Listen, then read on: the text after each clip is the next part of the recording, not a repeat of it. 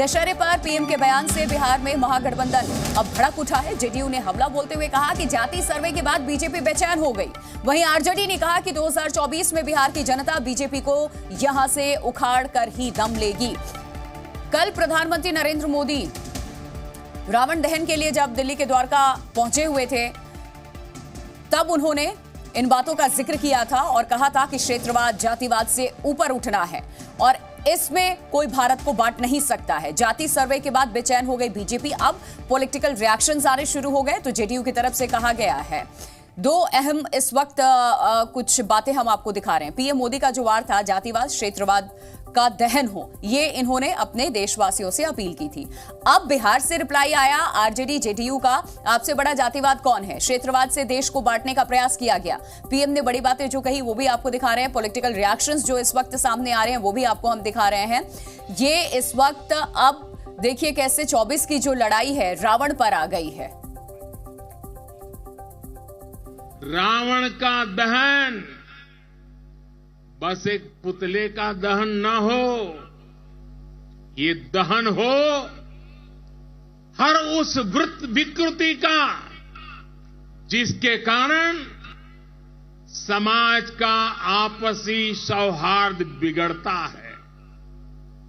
ये दहन हो उन शक्तियों का जो जातिवाद और क्षेत्रवाद के नाम पर मां भारती को बांटने का प्रयास करती है। सच्चाई यह है कि भारतीय जनता पार्टी जाति सर्वे की रिपोर्ट जारी होने के बाद बेचैन हो गई है। तो आइए, छेड़ा है तो छोड़ेंगे नहीं। चलिए 2024 का टाइम बम राजनीति का तैयार कर दिए हैं।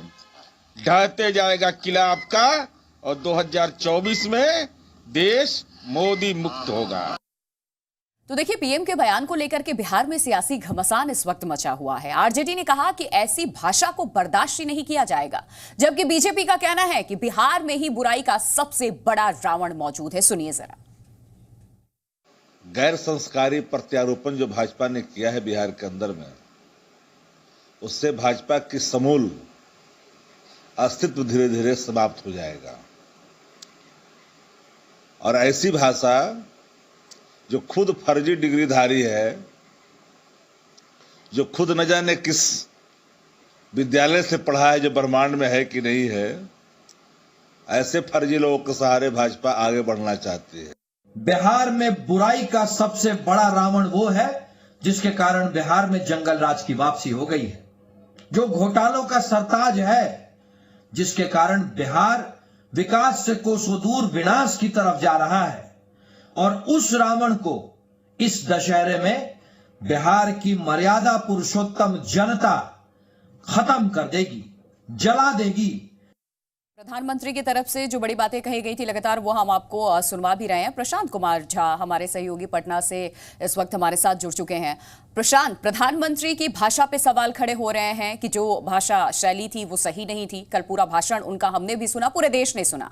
देशवासियों से न सिर्फ अपील की बल्कि संकल्प भी उन्हें दिलवाया है कि देश हित में आगे कैसे बढ़ना है, क्या काम करना है। लेकिन आरजेडी और जेडीयू को ये चीज हजम नहीं हो पा रही, इसको जरा समझाइएगा। ऐसा क्या कहा प्रधानमंत्री ने? क्षेत्रवाद जातिवाद से ऊपर उठ करके एकजुट होकर के देश को आगे बढ़ने का अपील ही तो किया पीएम ने। सबसे बड़ी बात है कि प्रधानमंत्री ने जाति के रूप में पूरे देश को बांटने की जो एनडीए गठबंधन की जो कोशिश है उस पर सवाल खड़ा किया था। उन्होंने 10 संकल्प के जरिए देश को मजबूत करने की बात कही थी, लेकिन ये बात जेडीयू और आरजेडी को इसलिए हजम नहीं हो पाई कि अभी हाल में जातीय सर्वेक्षण 2 अक्टूबर को रिलीज किया था बिहार के मुख्यमंत्री नीतीश कुमार ने, और जिसको लेकर के खुद नीतीश कुमार कटघरे में आ गए हैं, क्योंकि यहाँ जो जाति जितने हैं तमाम ने सवाल उठा दिया कि उनका सर्वेक्षण ठीक से हुआ नहीं था और बिहार को जातियों में बांटने की कोशिश की गई है।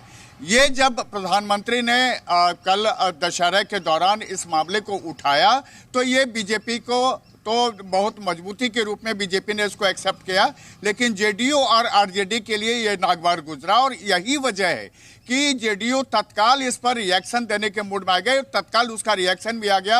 हालांकि आरजेडी ने भी रिएक्शन दिया और सीधे प्रधानमंत्री पर चोट किया। और इतना ही नहीं, जेडीयू ने तो एनिमेशन के जरिए प्रधानमंत्री पर टाइम बम फिट कर दिया और टाइम बम फिट करके उन्होंने उसको उड़ाने के भी जो पूरा उन्होंने एनिमेशन दिखाया है, इससे साफ तौर पर जाहिर होता है कि जेडीयू कितना नाराज रही है प्रधानमंत्री के इस बयान को लेकर के।